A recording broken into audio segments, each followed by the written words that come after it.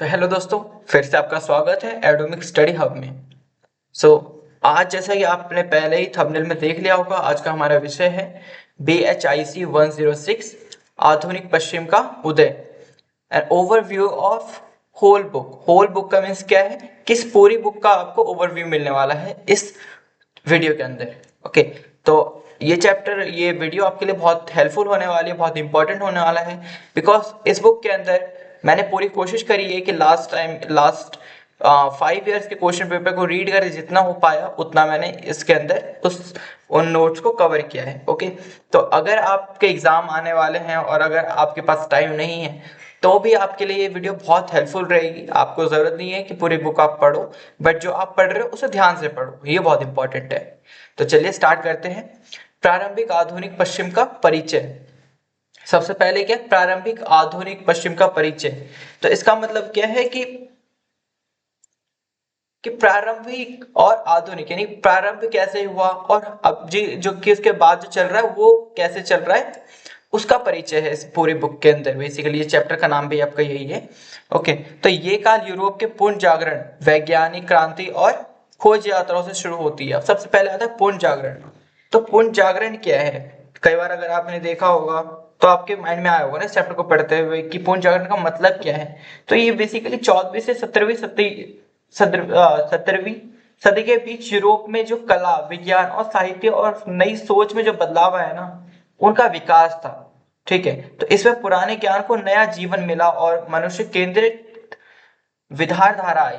Okay, तो इसमें simply क्या था, जो पुरानी चीजें जो चल रही थी ना, लाइक अगर आप पहले देखोगे तो पहले लोग खेती करके काम चलाते थे, है ना, जो कि उनके ऊपर जो बड़े जमींदार वगैरह होते थे उनके जमीनों पे खेती करते थे, उससे अपना घर वगैरह चलाते थे। बट पुनः जागरण के आने के बाद क्या होता है कि लोगों के अंदर बदलाव आती है, लोगों को पता चलता है कि इंपॉर्टेंस क्या है किसी चीज की, बदलना क्यों चाहिए उनको। तो यहाँ पे क्या है कि वैज्ञानिक क्रांति और खोज यात्राओं से शुरू हुआ, है ना, इसी समय ये सारी चीजों, इन सब चीजों का शुरुआत हुआ। अब आता है समाज में बदलाव, सोचने के तौर तरीकों और नई विचारधाराओं का विकास इसी समय हुआ, है ना, जैसे अभी हमने पढ़ा। और मानवीय मूल्य, यानी कि लोगों के मूल्य, लोगों की इंपॉर्टेंस पता चली, है ना, स्वतंत्रता और समानता की बातें इसी युग में महत्वपूर्ण होती हैं, है ना। स्वतंत्रता जो आज हम पढ़ते हैं या समझते हैं, देखते हैं समाज में, तो ये सब, इन सब चीजों की शुरुआत कहीं ना कहीं उसी समय से हुई है। ओके, तो चलिए इसी के नेक्स्ट क्वेश्चन। सर, सामंतवाद से पूंजीवाद। अब सामंतवाद से पूंजीवाद, ये बहुत इंपॉर्टेंट क्वेश्चन है। बेसिकली इसके अंदर जितने भी पॉइंट्स आने वाले हैं आप उन सबको एक क्वेश्चन लेके चल सकते हैं। ओके, तो ये बहुत इंपॉर्टेंट है सभी। अब आता है सामंतवाद। सामंतवाद क्या था, सामंतवाद किसान, जो अभी मैंने आपको बताया है ना, किसान जमींदार की भूमि पर कार्य करता था, है ना, और सुरक्षा के बदले उपज का हिस्सा देता था। यानी कि जमींदार उस समय बेसिकली काम क्या होता था कि जमींदार के पास बहुत सारी जमीन होती थी। अब उनको चाहिए भाई कोई मजदूर मिले, कोई किसान मिले जो मेरी जमीन पे काम करे और उससे मुझे फायदा हो। तो उन्होंने क्या करा, जो कि किसान थे उनको उन्होंने इस मतलब शर्त पे रखा कि आप काम करो, ठीक है, आप अपना घर चलाओ, पर उसके बदले क्या होगा कि आपको जो उससे जो पैदावार होगी, ठीक है, उनसे जो उपज होगी उसका कुछ हिस्सा मुझे देना होगा, ऐसे टैक्स कह सकते हो आप, है ना। तो इस तरह से लोग काम करते थे। बट पुनः जागरण आने के बाद क्या बदलाव हुए, अभी मैंने इससे ठीक पहले आपको बताया, है ना। जैसे भौगोलिक खोजों के बाद व्यापार, है ना, का विकास हुआ और पूंजीवाद की शुरुआत हुई। तो ये सब चीजें कहाँ से है, भौगोलिक खोज, जो हमने क्या कहते हैं छोटी क्लास में जो हमने भूगोल वगैरह पढ़ी होगी, तो ये चीजें आपने भी पढ़ी होगी ना, भूगोल वगैरह की किताबें भी हैं। तो इन सब चीजों की जो शुरुआत है वो सामंतवाद के बाद धीरे धीरे होनी स्टार्ट हो गई। देन उसके बाद क्या हुआ, व्यापार का विकास हुआ। यानी कि जो छोटे लोग थे, यानी जो किसान वगैरह थे, उनको पता चला कि यार हम सिर्फ इसी काम के लिए नहीं बने, है ना, उनके अंदर जो क्रिएटिविटी वगैरह थी उन्होंने उसके अकॉर्डिंग काम करना स्टार्ट करा।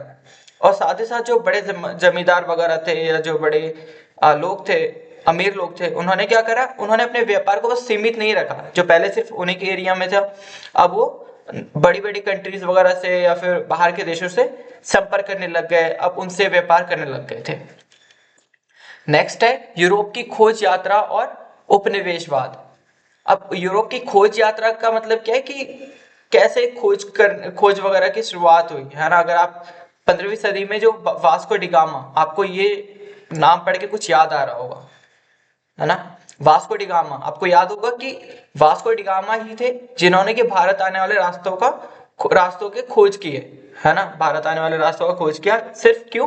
क्योंकि व्यापार एक मतलब एक मकसद था, व्यापार करना है, व्यापार कैसे बढ़ाया जाए ज्यादा से ज्यादा। कोलंबस और अन्य यूरोपीय खोज यात्राओं ने विदेश व्यापार, उपनिवेशवाद और नए बाजारों का विकास किया। ओके, तो इन सब ने क्या करा, 15वीं सदी में बाहर निकले वहां से, है ना, यूरोप से धीरे धीरे बाहर निकले उन जगहों से जहाँ पे पहले थे, और अपना विकास करना स्टार्ट करा। व्यापार बढ़ेगा तो उनका खुद का विकास भी होगा, है ना, उससे लोगों से मिलने का मौका मिलेगा, उनको नई नई चीजों को सीखने का मौका मिलेगा, इस टाइप से चीज। अब आता है, इससे प्रभुत्वशाली उपनिवेश राज्य बने और विश्व की राजनीति बदली। अब इससे क्या होगा ना कि किसी भी कंट्री के लिए नॉर्मल, अगर मान लो कि इंडिया है हमारा, अगर इंडिया को बहुत सारा व्यापार करने का मौका मिलता है, या बहुत सारे जो बाहर कंट्रीज है या बाहर कंपनीज है उनका बहुत सारा इनको ऑर्डर मिलता है, तो क्या होगा, इससे हमारे देश का ही विकास होगा। और सेम चीज अगर हमारे देश की कंपनियां बाहर की कंट्रीज में जाकर के अपना व्यापार करती हैं, वहां का जो कि वहां से जो भी कमाते हैं, अगर वो हमारी कंट्री में भेजते हैं, हमारे देश में भेजते हैं, तो क्या होगा, भारत का भी विकास होगा। सिंपल ही है ना। तो विकास करने के लिए लोग वहां से निकले, यात्राओं की शुरुआत हुई। अब आता है पुनः जागरण। हमने ये पहले ही पढ़ा था ना, अभी जस्ट अभी थोड़ी देर पहले हमने पढ़ा था इस वीडियो में, पुनः जागरण। तो पुनः जागरण बार बार आ रहा है, जो बहुत इंपॉर्टेंट है ना, आप इसको नोट कर लीजिए, बहुत इंपॉर्टेंट है आपके एग्जाम पॉइंट ऑफ व्यू से। अगर आपको इससे रिलेटेड थोड़ा सा भी कुछ आता है ना, तो आप इसको लिख सकते हैं उसमें। ओके, तो इटली से शुरू हुआ। अब इटली से शुरू हुआ का मतलब क्या है कि इटली में स्टार्टिंग से धीरे धीरे करके लोगों के अंदर जो विकास आया, ठीक है, उन्होंने अपने विचारों को फैलाना स्टार्ट करा, विचारों का आंदोलन, ठीक है, कला, साहित्य, विज्ञान और तर्क ने नए विचार और सोच पैदा किए, ठीक है। धीरे करके अब यहाँ पे देखा जाए, तर्क, विज्ञान और तर्क, अगर आपने ये वर्ड समझने की कोशिश करी होगी तो आपको पता चला होगा विज्ञान और तर्क क्या चीज है। कि कई बार आपने देखा होगा कि विज्ञान हमें कुछ और कहता है, किसी मतलब मान लीजिए किस चीज पे बात हो रही है, तो विज्ञान हमें उस चीज के बारे में कुछ बताएगा, बट जो तर्क होगा ना, यानी लोगों की बातें या फिर जो एक वो होगा सोच, वो अलग होगी। तो यही चीज है, किसी चक्कर में क्या हुआ कि लोगों के अंदर ना क्यूरियोसिटी जगी, यार विज्ञान तो ये कह रहा है, तर्क कुछ और है, चलो खोज करते हैं, ये चलो उसके ऊपर रिसर्च करते हैं, इस टाइप से चीजें। मानवतावाद, व्यक्ति की महत्ता और वैज्ञानिक दृष्टिकोण को बल मिला इस समय में। अब आता है धार्मिक सुधार आंदोलन, ठीक है, रिफॉर्मेशन जिसको कहते हैं। तो मार्टिन लूथर और अन्य समाज सुधारकों ने चर्च की बुराइयों के विरुद्ध खड़े होकर के धार्मिक क्रांति सॉरी धार्मिक क्रांति लाई, है ना। धार्मिक क्रांति यानी कि उस समय क्या होता था धीरे करके कि जो चर्च थे ना, चर्च की बहुत सारी बुराइयां करते थे, है ना, कि वो तो उनके ऊपर ताइद लगा देता है, बहुत सारे उनसे टैक्स वसूलता है, ये सारी चीजें। बट जो मार्टिन लूथर थे या जो अन्य समाज सुधारक थे, उन्होंने क्या करा कि चर्च की अच्छाइयां बतानी स्टार्ट करी, ठीक है। अगर आप मार्टिन लूथर के बारे में जानना चाहते हैं, तो जैसे कि मार्टिन लूथर क्या है, एक धर्मशास्त्री थे जिन्होंने कि 1517 में प्रोटेस्ट सुधार शुरू किया था, है ना। कब शुरू किया था उन्होंने? 1517 में, है ना। तो वे कैथोलिक चर्च की गलतियों को सुधारने और बाइबल को आम लोगों की भाषा में पहुंचाने के लिए प्रसिद्ध थे, है ना। अगर आप देखोगे, इससे पहले लोग चर्च के बारे में बहुत सारी चीजें बोलते थे, और इवन उस टाइम में होता भी था, है ना। जो चर्च के पादरी थे, तो वो लोगों के ऊपर बहुत अत्याचार करते थे कहीं ना कहीं। तो उन्होंने क्या करा, चर्च में सुधार किए, जो कैथोलिक चर्च वगैरह थे ना उस टाइम पे, उन्होंने उनके कानूनों को बदला, ठीक है। उन्होंने नॉर्मल लोगों के बीच बाइबल को एक आम भाषा, आम किताब बनाई, ठीक है, ताकि लोगों के अंदर ज्यादा से ज्यादा वो पहुंच पाए। और उन्होंने लूथरनवाद की स्थापना की, जो ईसाई धर्म का एक नया स्थान भी बना था, नया रास्ता बना था, सॉरी, है ना। अब यूरोप में प्रोटेस्ट धर्म का उदय और कैथोलिक चर्च में परिवर्तन हुआ। ओके, अब क्या आता है, मुद्रक क्रांति व सॉरी मुद्रक क्रांति व पब्लिक स्पेयर। अब छपाई तकनीक के आविष्कार से विचार सूचना और ज्ञान का प्रचार आसान हुआ। अब छपाई तकनीक क्या हुआ ना कि पहले के टाइम पे देखा जाए, अगर आपने देखा होगा बहुत सी सभ्यता वगैरह में तो लोग पट्टिकाओं वगैरह पे लिखते थे, है ना, पत्तों पे लिखते थे या पत्थरों पे लिखते थे। तो इससे क्या होता था कि लोग जितना लिखा वो तो ठीक है, अब कितना ही एक नॉर्मल इंसान है कितना ही लिख पाएगा वो, ठीक है। उससे क्या होता था कि अगर आपने एक बुक लिखी है तो उसको अगर बहुत सारे लोगों तक पहुंचाना है ना तो उसको पहुंचाने में बहुत समय लग जाता था कि उसी चीज को छापना है, ठीक है। तो लोग लिखते लिखते अब इंसान है कितना ही कर पाएगा। पर जो छपाई तकनीक आई ना, अगर आपने छपाई तकनीक की यानी कि जिसे प्रिंटिंग प्रेस भी कहते हैं, तो इसका आविष्कार कब हुआ था? 1500 के अराउंड कुछ हुआ था, है ना, 1500 ईस्वी में, 1500 में हुआ था आई थिंक, है ना। और किसने किया था ये? गुटेनबर्ग द्वारा, जर्मनी में कहीं पे हुआ था आई थिंक, है ना।